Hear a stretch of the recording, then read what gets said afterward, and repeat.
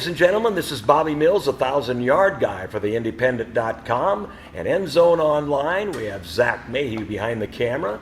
Today we're in York, Nebraska, and it's my pleasure to interview Coach Glen Snodgrass, head coach of the York Dukes. Welcome, Coach. Thank you. This is a thrill for me. We're going to take everybody back in your younger days to start out. Tell me about your high school days in North Loop, Scotia for the Wildcats. Yeah, I had a great experience in high school.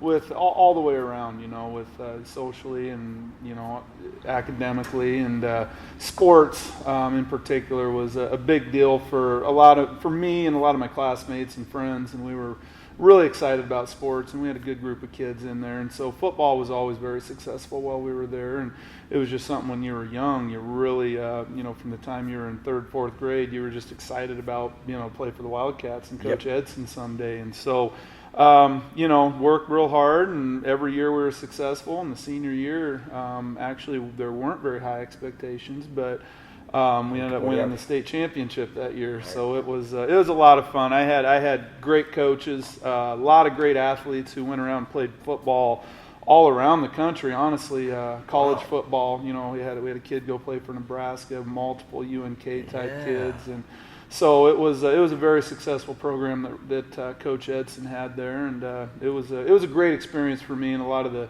lessons that I learned there I still carry with me today. That's cool. They had kind of two waves of good classes. That one that you were in that came up that culminated with that state championship, and then another one a couple of years after that that I really remember with Krewald? Yeah, Krewald, and then Casey Hughes. Yeah. I'm going to say something about that in a moment, but you always talk about football in high school, it seems like. What about basketball? Yeah. You were pretty good. Who was your coach then? Bob Sixel was our head coach. Yep. Yeah, he was. Oh, man, I love that guy. Yeah, and Coach Rod Edson was our assistant.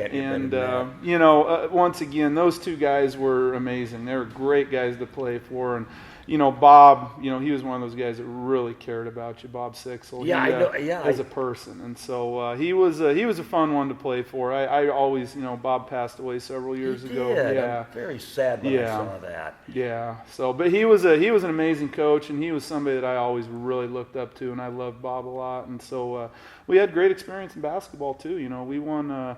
We were just a buzzer beater away from winning a state championship in basketball as well. So we had real good experiences there as well. Yeah, I remember, but this is crazy because it's going to be nutty to say this, but I liked Bob Sixel because when I first looked at him, he looked like my drumming idol, Buddy Rich. And I don't, and I loved him immediately. Yeah. He could have been a penitentiary guy, but I still would have liked him because he looked like Buddy. And it ended up he was a great person and very successful.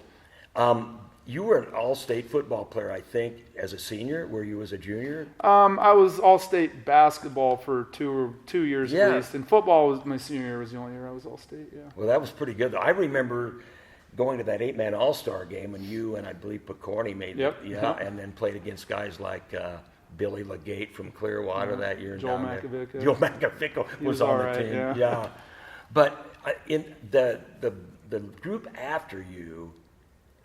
Let's talk just a second about your group. Nobody came close in the playoffs, actually, but Ansley. Yeah.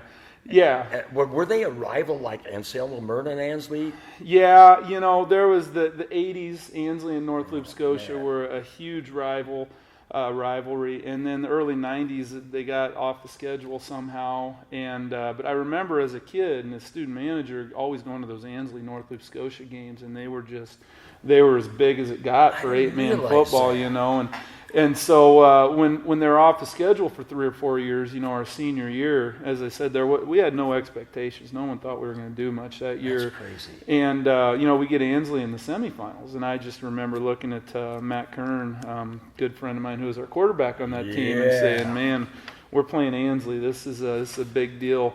And, it turned out to be one of the best games I've ever been a part of. We stopped them stopped them down the 1 yard line. They ended up with a 4th and goal at about the 1.5 yard line, and we held Jeff Moore out and won the game. So it was that was one of the most physical games I've ever been a part of, and just one of the best games, coaching or playing, I've ever been around. It was pretty awesome. That was great. I didn't realize they were that big a rival, but then that bunch after you, or was it you? Who did you beat in the state finals? Was that? We beat Adams. Yeah. I want to tell you something about that, and you know Ken Cook, don't you? I mean, he is one of the icons of coaching. And I was talking to him before, not before a game, but it was down at the 8-man All-Star camp. And somebody asked Cookie what the most difficult moment for him at halftime was. And he said when North Loop Scotia came down and played us in the state championship, he said, I didn't know what to say to my kids at halftime. And I don't know if you guys did not score in the second half. Was it 47-0 at halftime? No, it wasn't quite that much. I think it was maybe 28-0 or something like that. But somehow he knew that there wasn't any coming Yeah. back. And he said, that might have been the best football team I ever saw. Yeah. And you're telling me that you had no expectations before that. That's crazy, isn't it, though? Well, we had a lot of seniors in that group, Yeah. too, and a lot of kids who didn't play a lot as juniors. And all those seniors, you get a senior. But like I said, we had great teams all the way back to the early 80s. So there was a lot of kids who had to just stick with the program and pay their dues and wait till their senior year and get a chance to play. And we just had a really special group, some incredibly hard-working kids. Jeremy Shoemaker, one of my best friends. You mentioned Dan Picorni. Right? My brother Paul was on that team. Okay. So it was. I remember going into that championship game. We were not rated, and Adams was number 1 in the state, undefeated. What happened?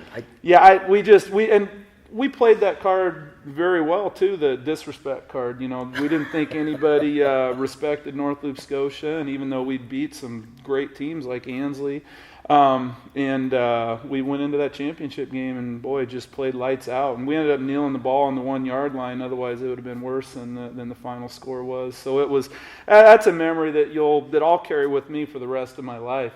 Till the day I die. That's something that I'll always remember and always hang on to. I didn't see that game, but it just astounded me. Nobody expected that. Yeah. And then that group after you beat the daylights out of everybody in the playoff, and unfortunately ran into Corey Eichmeyer and Dodge.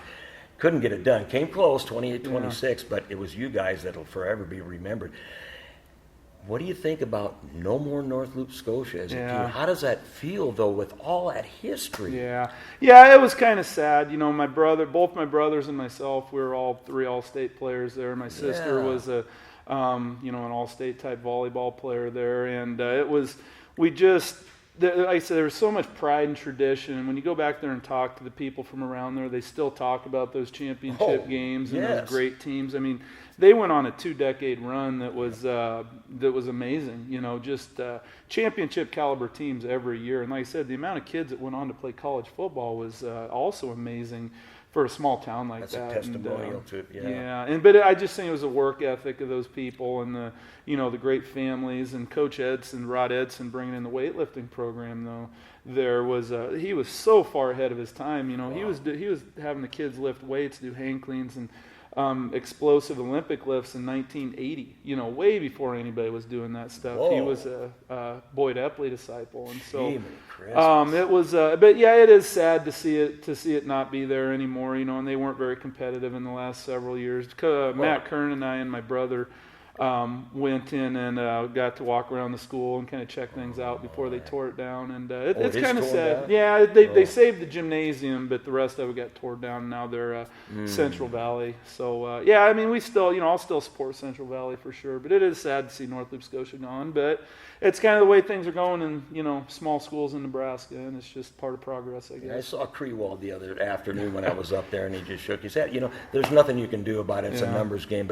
And then, did you have any aspirations of being a coach in high school? Well, my dad, Ron Snodgrass, he was a coach a long time ago when he first got out of college, Greeley Sacred Heart. Oh, okay. And he coached all 3 sports. Wow. And he did that for about 5 years, and then he got out of that and got into, cattle handling and things like that. It was kind of did custom cattle handling. Anyway, he was a coach. Okay. And I kind of kind of wanted to do what my dad did, I guess. And I always even though I played basketball and football in college, but I always kind of wanted to be a football coach. I just always had it in my head I wanted to do that. But you really, your sport at Concordia, where you went to college, was basketball, right? Did you play football? Yeah, I played football also. Yeah. So it was, I played basketball for 4 years, and then you have 5 years of eligibility, you can play 4 years in each sport, or in one sport, we have 5 years of eligibility. So my 5th year, I could play a sport, so I played football. And after went basketball, great. after getting pounded in the hardwood, all those. Yeah. So, and it was a great experience. I mean, we were successful that year, and I had a real good year, and it was a lot of fun. So yeah, I played both sports. Okay, so what the question I've had all these years, but not. It's just fleeting. Never asked why. But this week when I was preparing for this, I thought, I wonder what made Coach Snodgrass want to coach football and not basketball, because you were an outstanding basketball player. Was that always your first love then? Football was, and I think part of that was just the culture where we grew up at North Loop, Scotia. I mean, football was just king, and obviously a Husker fan, football, it was. Where I grew up, it was all about football. I mean, they just, like I said, Bob Sixel and Rod Edson, they were just amazing coaches, and the culture they developed up there. And I've always kind of felt more drawn to football than I do basketball, and we're glad. Just always kind of wanted to be a football coach. And I was so happy I played football my 5th year. Our first practice of football, my 5th year of college, was the day after I got married. So I spent my honeymoon in the dorm, with There's a dedicated man. Yeah, so that was interesting. But and you're still married to the same. Yeah, still married to Allison. Yeah, so it was a interesting honeymoon. What a girl! And okay, where was your first coaching gig straight out of college? Well, I was at Overton for 12 years. I did, but I actually coached basketball as an assistant for 1 year at Centennial while I was finishing up college. I see, so okay. I was there 1 year, but I was at Overton for 12 years. I was a head football coach right away. I think back to 1999, and I knew nothing about the game, and I was the head coach out there, and I just think of how little I knew, but you must. And then I did some basketball there. I was a head girls coach, assistant boys for a while, and I was a head track coach for a while too. And Overton was a awesome experience. Built that into a power. What was the program like when you entered? Well, they were state runner-up in like '93, I believe, or four. No, the year after we won it, they were state runner-up, so '95. But then they kind of were downhill for a few years there. They were always respectable. I mean, they weren't bad. They won the state they were state runner-up, and then they had a couple good teams, and they had a little bit of a dip in there. But I took over a pretty good program. It wasn't. That helps, doesn't it? Yeah, it definitely helps a lot. And so I saw a program that was successful, that you could make some benefits real quick with the weight room, and definitely worked out. Well, those kids at Overton seem to buy into what you had immediately. And of course, I don't know, were you 96 and 21 or 96 and 12 or something like that? I'm not sure exactly. That was an incredible run. I remember seeing 2 times in Lincoln, is that correct? Or maybe it was 3, and one state championship, is that correct? Yep. Unbelievable. Boy, and you had some terrific athletes, and you could tell that they worked in the weight room. They were big kids. Yeah. You could see that on the basketball court, But didn't you guys beat Overton on your way to the state? Yeah, I thought so. Yeah, my senior year we beat Overton. And never had any idea that you would coach there someday. Yeah. What, you couldn't pass up the opportunity to come to York, I would take it, Yeah. That was a tough decision. I look back on that now, and it was a great decision. We definitely miss Overton a lot, but at the time, it was incredibly difficult. I think of myself as a pretty loyal guy. Yep. And I felt like every one of those kids were my own, and just the thought of having that meeting and telling them that I wasn't going to be there anymore just tore me up. And it was very difficult, but I felt like we were there for 12 years. Long time. And I felt like we were at a point, that last year we were one play away from making it to the finals again. We were 11-0 playing Creighton in the semifinals, and we missed an extra point. Otherwise, we'd been playing in the finals in Lincoln again. And I just kind of felt like I didn't know if we could top that, because that team was not the most talented team in the world, but yet they won 11 straight games and one play away from the state championship. And I just thought, man, it'd be hard to top that group.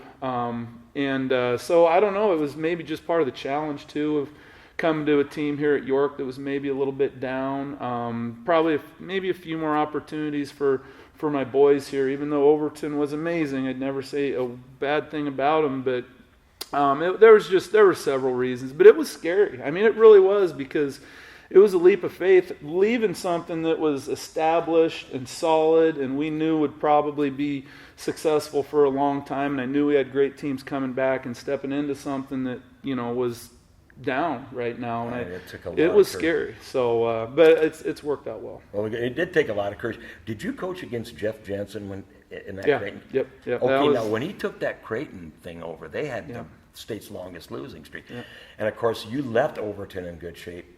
And like I said, it must have taken a leap of faith and a lot of courage to take this job, because York was not in great shape in football at that time. They had been in times in the past. But how long did it take you to whip? Well, you know how long it took you to whip this program in shape, and it's incredible. Why did these kids buy in right away? Well, I would say the first thing is, or one of the main things, listen, young coaches, would be the same. I saw the same thing here that I saw at Overton. I saw a place that did not have, that you could make some improvements in the weight room. I'll just put it that way. Sure. I thought York had good track programs, so they had some speed, and yet I thought we could do better things in the weight room. And I thought you put those two things together, there were some pretty fast improvements that could happen, And then, we just we had a great coaching staff put together. I mean, and now 5 years later, we've got the exact same staff. I got a young guy who played in the NFL for the Vikings, who's our O-line coach. Matt Kern, I mentioned several times, is my defensive coordinator now, who I would, and actually I think they're at the hospital having a baby right now. Wow, so, congratulations, Coach Kern, But he's as good of a defensive coordinator as there is. And Jordan Crawford, my brother Jake is on staff here. And we've just got some amazing guys here. Randy Howell's a freshman coach. But, our pillars, we focus hard on making sure they're great kids first, making good choices. We talk about a theme every week, and we talk about a quote every day, and things like integrity, and we spend a lot of time on leadership.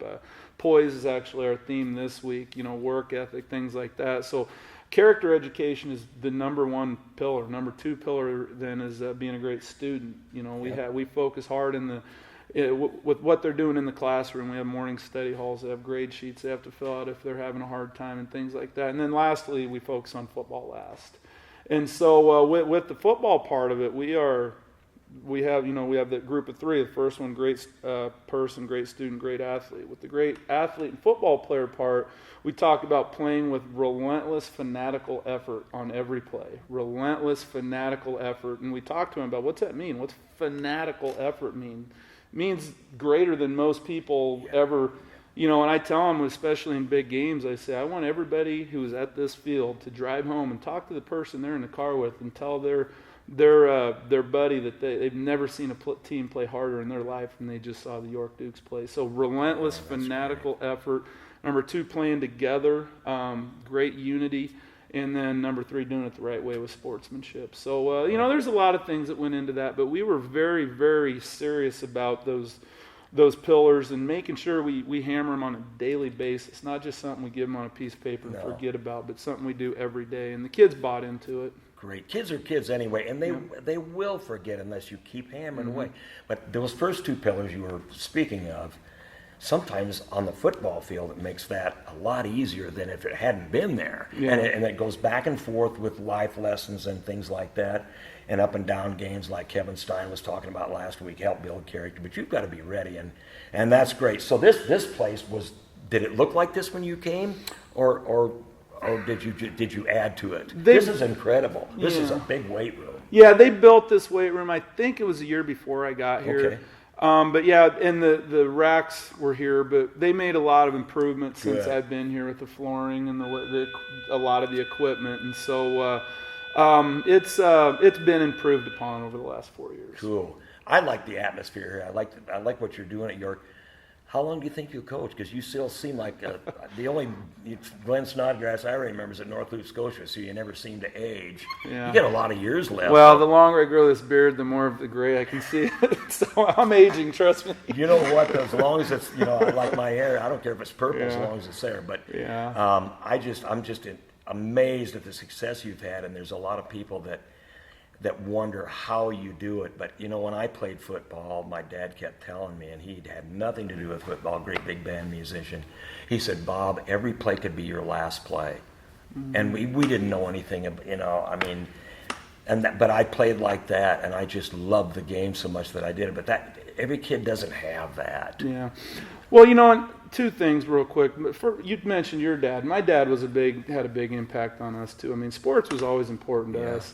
In our family, and he was, like I said, he was a coach for a few years, and he really pushed us and also developed an amazing work ethic in me and my two brothers and my sister. I mean, he was definitely instrumental in that whole work ethic. But the second thing, I remember the experience I had in high school, and I remember how important that was, and I'm reminded of it every time I go back to North Loop, Scotia, and I sit down in the cafe and talk to my buddies.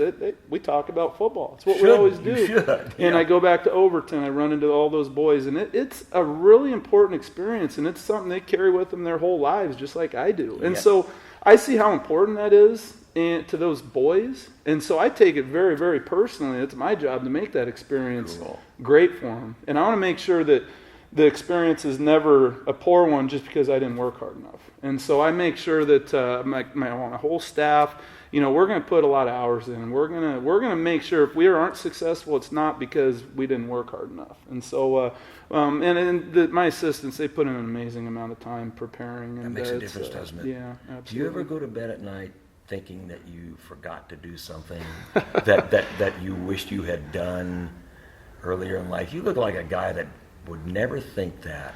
Oh, well, you know what? Unless you wanted to be a plumber or something. No, I'm doing what I've always wanted to do. I've had chances maybe to move up a little bit in Class A and things like that. Maybe even I've had some opportunities in some colleges, but I'm happy where I'm at. I'm doing what I love doing. I got a great family, got great friends around us here. I'm definitely content. I'm content with where I'm at, but yet where I'm at, I still want to make sure I'm, grinding and working as hard as I can to make this place the best it can possibly satisfied. be. Yeah, it absolutely I see can't you've got a son coming up that is going to be fun to coach, I would imagine. That's when it gets to be fun, and that's when you ask the son how it is to play for a father, and most of them say it's great. Boy, I wish you continued success here. I just can't believe what you've done everywhere you've gone. And there are small towns that you go to that you just can't go to a cafe and talk about it because they have no history, or it's clear back and everybody's dead that even would remember it. So that's something you just are lucky enough to fall into, but very fortunate to have done that. So Coach, it's been a little bit of heaven. I'm telling you, man, you're one of the best in the business, and I wish you good luck. I haven't seen a York game, but we'll change that Friday night, and I'll be on those sidelines to watch that last game, and then it's onward and upward, and hope you can get to Lincoln. Yeah, we'll see. All right. Thank you very much once more. This is Bobby Mills for End Zone Online. Zach Mayhew behind the camera. We'll see you next time on theindependent.com.